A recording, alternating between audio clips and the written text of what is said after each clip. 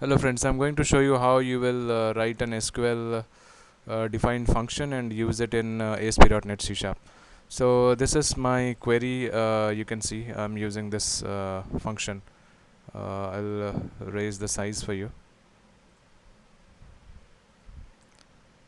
Sorry, this is, let be 170. So here, this is the function name of the function. In place of alter, you can put in create. It's returning an integer value, and we are taking a parameter as the integer parameter. We are declaring 3 integer parameters, and then counting some records from the table and use it in one variable. Second one I'm putting in second variable, and then the result in the third one. Okay, so basically I'm going to calculate the value of this. This is the table that I'm going to perform the calculations.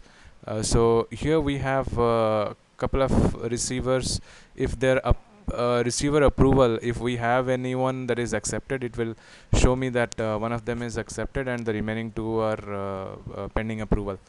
So this is where we are going to perform the operation. And now you can see we will run this query with the transaction number. So here is the transaction number. This is the transaction number that we are trying to fetch data from. If we run this query, it's going to give me result 3. That 3 are waiting for approval. Okay. Now let's go ahead and start the program here.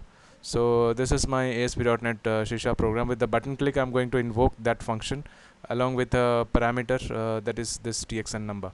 So you can see this code, the code that we will be using here. Yeah, so this is the code. If checkbox is checked, then we will have the number, the transaction number of the grid view using this parameter. So you can see this, and then I will show you how it's going up. Um, Alright, let's go ahead and run this program, and I will show you what is going on.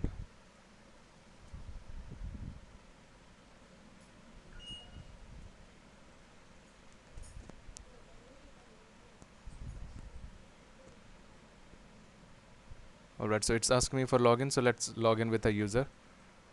And I'm going to see the status. Okay, so here we have the grid view, and it's giving me the provider status for one of the records that has been provided, this one. I'm going to check this box and then press the accept button. See, remaining acceptance is 3.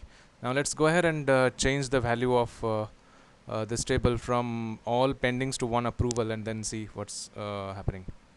Okay, so I'll change the value from pending.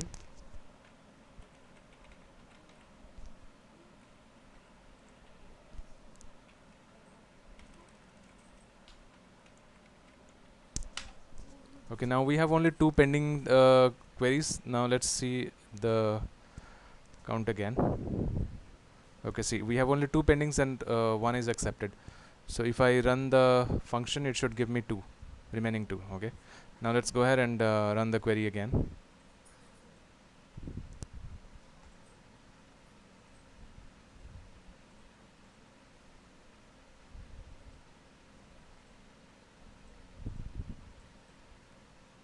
Alright, let's go ahead to this. Okay, sorry.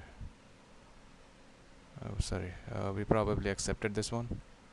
Let's go ahead to the other one. Oh, shoot.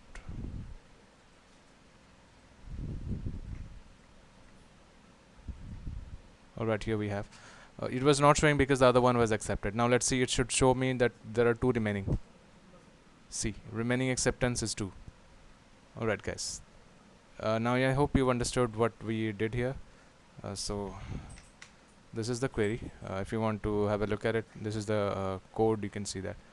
Alright, so this is the main thing that you will be using.